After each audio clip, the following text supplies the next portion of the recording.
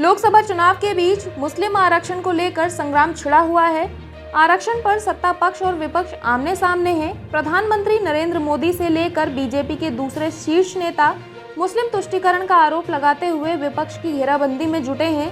वहीं इस बीच बिहार के पूर्व मुख्यमंत्री और राष्ट्रीय जनता दल प्रमुख लालू प्रसाद यादव ने हाल ही में मुस्लिम आरक्षण का खुलकर समर्थन किया, जिसको लेकर पटना में आयोजित एक प्रेस कॉन्फ्रेंस में लालू यादव ने कहा कि मुस्लिमों को आरक्षण तो मिलना ही चाहिए।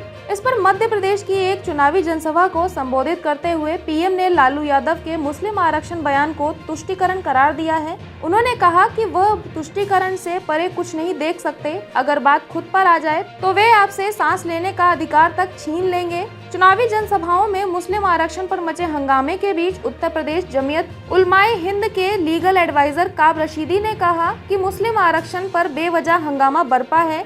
आरक्षण पर काब रशीदी को आप भी सुनिए।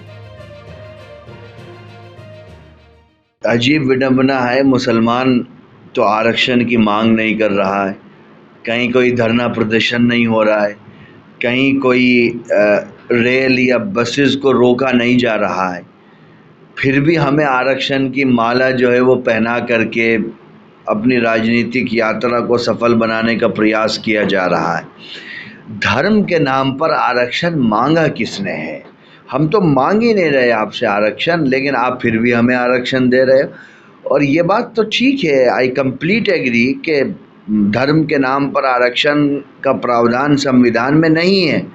इसीलिए तो हम सीएए का विरोध करते हैं, सिटीजनशिप अमेंडमेंट एक्ट, कि आपने इसको धर्म के आधार पर तय किया है कि एक स्पेसिफिक रिलीजन के लोगों को इससे बाहर किया है। तो मैं धर्म के नाम पर आरक्षण का समर्थन कैसे कर सकता हूँ? मैं तो बिना धर्म के नाम पर भी आरक्षण नहीं मांग रहा हूँ।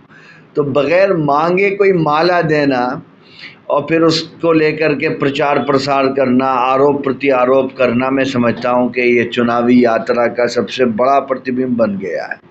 देखिए, चूँकि मुद्दे नहीं हैं, जो असल मुद्दे हैं, जो फैक्ट हैं, और देश कभी न कभी तो बात करेगा। मुसलमानों को तो आपने देखा है कि शांत हैं, अपने व्यापार में, अपने व्यवसाय में लगे हुए हैं। वो चुनावी आपाधापी में कहीं से भी इंक्लूड नहीं है, इन्वॉल्व नहीं है।